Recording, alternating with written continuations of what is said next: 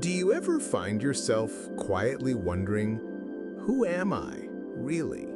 It's a question that often whispers in the still moments, perhaps when the world outside gets a little too loud, or when you feel a gentle pull towards something more, a sense of yearning for a deeper connection, a truer understanding of your own heart.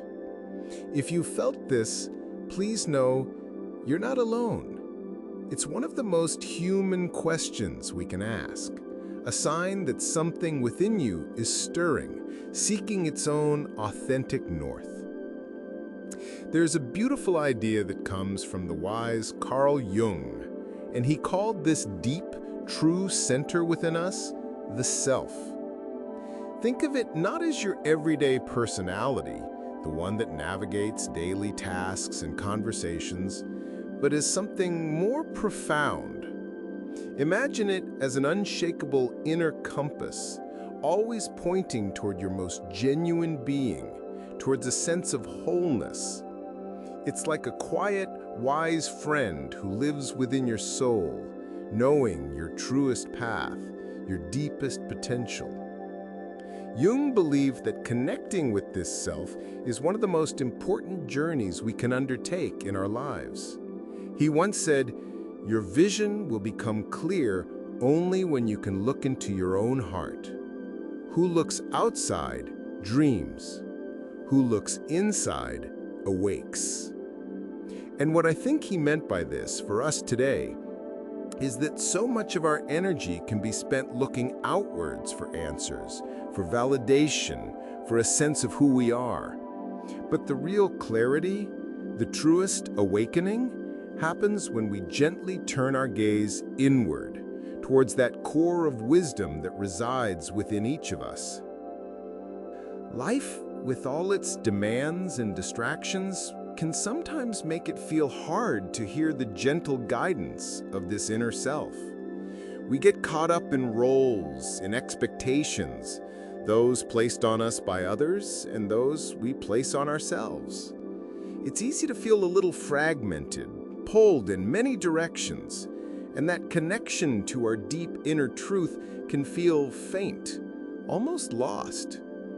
We might even start to believe that the version of us that shows up every day, the busy, striving part, is all there is. But that deeper self is always there, patiently waiting like a steady flame that might dim, but never truly goes out. So, what does it feel like when we do start to connect with this essential self?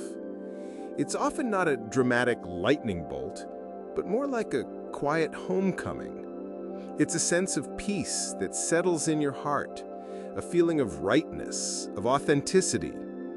It's when your actions begin to align with your deepest values, not what you think you should do, but what genuinely feels true for you. There's a quiet confidence that emerges, not from arrogance, but from a rootedness in your own being. It's understanding that wholeness doesn't mean perfection. It means embracing all parts of yourself, the light and the shadow, knowing that they all belong to the beautiful, complex tapestry of who you are. This inner self is different than what we often call the ego. Our ego is so important. It helps us function in the world. It gives us a sense of identity. It strives and achieves. But the ego is primarily concerned with our outer life, our persona. The self, however, is vaster.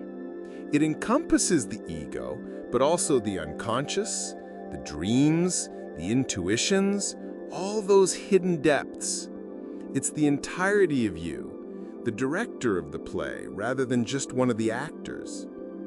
The journey of connecting with the self isn't about getting rid of the ego, but about allowing the ego to be guided by this deeper, wiser intelligence. It's like letting the captain of the ship, the ego, listen to the ancient navigator, the self, who knows the stars and the currents of the vast ocean. So, how then can we cultivate this precious connection? It's less about grand gestures and more about gentle, consistent attention. It's about creating small pockets of stillness in your day, even just for a few moments, to listen. What does your heart truly long for beneath all the noise? What brings you a sense of genuine, uncomplicated joy, or a feeling of deep peace? These are often clues from yourself. Perhaps it's in noticing the subtle shifts in your feelings, the intuitive nudges that you might otherwise dismiss. Our dreams, too, can be messengers from this deeper part of ourselves, offering symbols and stories that our conscious mind might not have access to during the busy day. Sometimes it's found in activities that allow you to lose yourself, to step outside of the constant mental chatter, perhaps through creativity, like painting, writing, or music. Or maybe it's through spending quiet time in nature, feeling that sense of connection to something larger than yourself, which in turn connects you more deeply to your own inner nature. There's no one right way, because yourself is uniquely yours. It's about being curious, being gentle with yourself, and trusting that there is a profound wisdom within you. This isn't a destination to be reached quickly, but a lifelong unfolding, a continuous dance of listening and responding to that inner guidance. Each small step taken inward strengthens that connection, making that inner compass feel clearer and more reliable. It's remembering that this true self is not something you need to build, but something you uncover, something you return to. It has been with you all along. This journey to connect with your true self is perhaps the most loving gift you can give to yourself.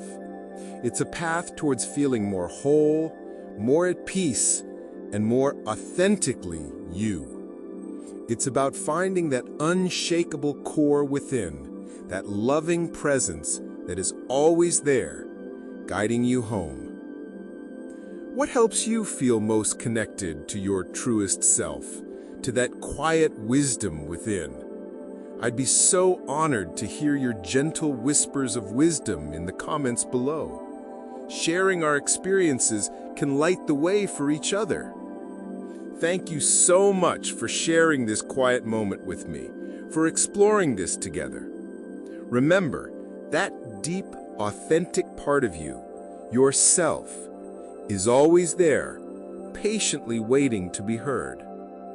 Be wonderfully kind to yourself as you listen, sending you warmth and profound stillness. Until we meet again.